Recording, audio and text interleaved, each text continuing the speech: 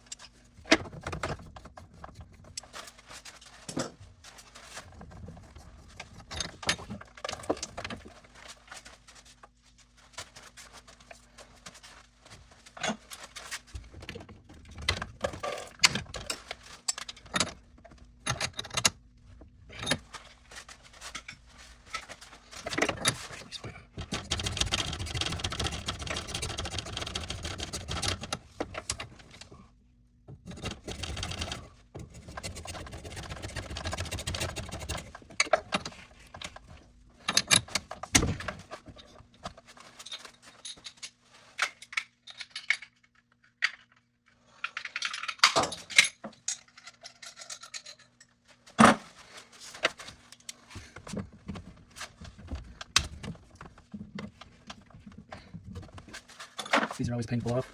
So what I do, like this, what it does is it stretches out pipe, then it just pulls. Yeah.